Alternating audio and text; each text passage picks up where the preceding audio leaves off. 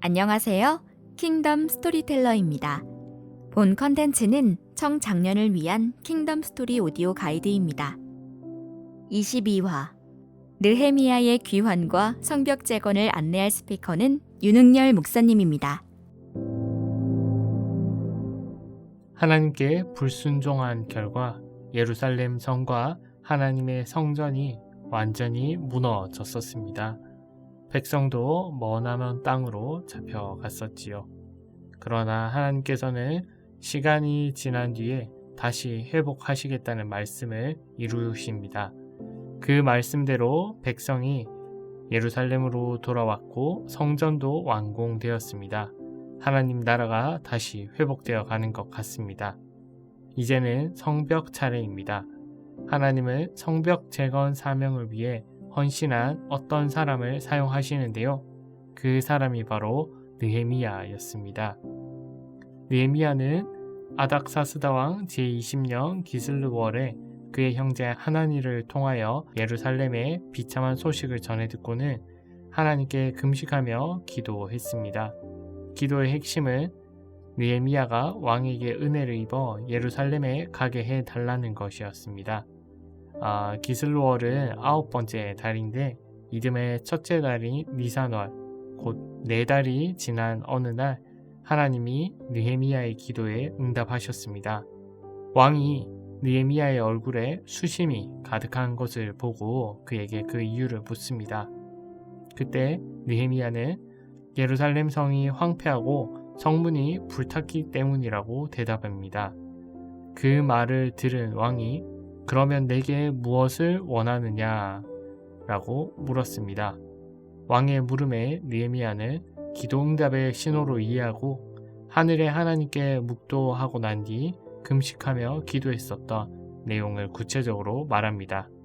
묵도하고 라는 말의 원어 용법을 고려하면 느헤미야가 마음속으로 반복해서 기도했음을 알 수 있습니다. 기도한 그는 왕에게 몇 가지를 요청하는데요. 바로 자기 조국에 돌아가 무너진 성을 건축할 수 있게 해줄 것, 강 서쪽 총독에게 명하여 안전하게 이동하게 할 것, 성전과 성곽을 위해 필요한 들보와 제목을 제공해 줄 것입니다. 과연 이런 요구를 지배당하는 민족 출신의 관원이 왕에게 할 수 있을까 싶은데 느헤미야는 그때를 회상하며 내 하나님의 선한 손이 나를 도우심으로 허락받았다고 합니다. 하나님 나라를 회복하고자 한 하나님의 뜻이 헌신한 느헤미야의 기도를 통해 분명하게 이루어졌습니다. 지금도 하나님은 백성의 기도를 통하여 하나님 나라를 세워 가십니다.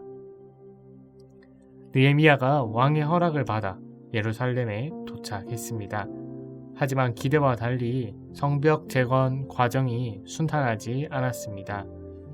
하나님 나라의 회복을 두려워하고 방해하는 대적들이 있었기 때문이지요.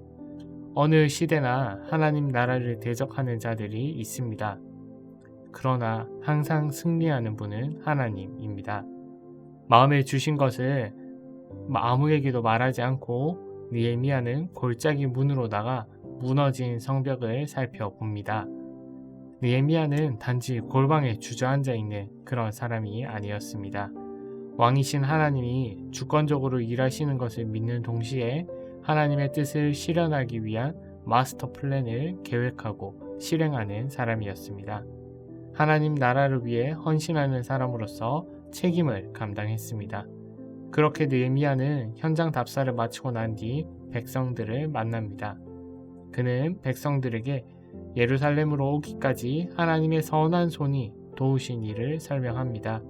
이어 느헤미야가 함께 성벽을 건축하자라고 호소하자 백성이 참여하겠다고 응답합니다.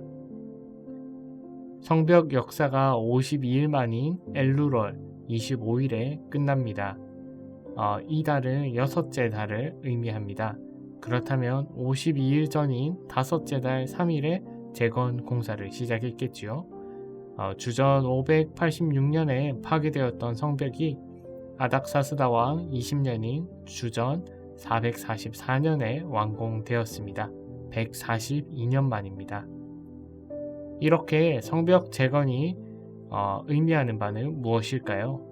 먼저는 백성의 안전이 보장된 것입니다. 전에는 성벽이 없어서 약탈자들의 공격을 막기가 어려웠습니다. 그러나 이제는 보다 안전하게 지낼 수 있습니다. 그러나 보다 더 중요한 의미가 있습니다. 바로 하나님 나라가 회복된다는 것입니다. 성경 전체를 볼 때 예루살렘 성은 하나님의 통치 장소이며 하나님의 백성 그 자체를 의미합니다.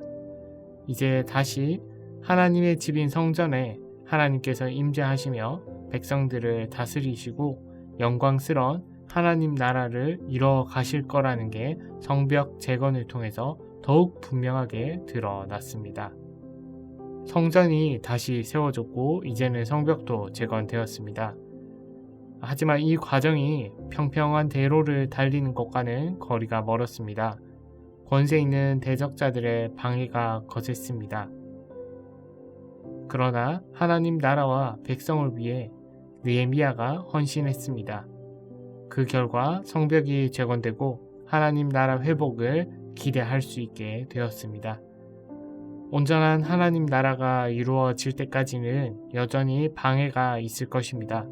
그러나 하나님은 낙심하지 않고 끝까지 헌신하는 백성을 사용하여 하나님 나라를 이루어 가십니다.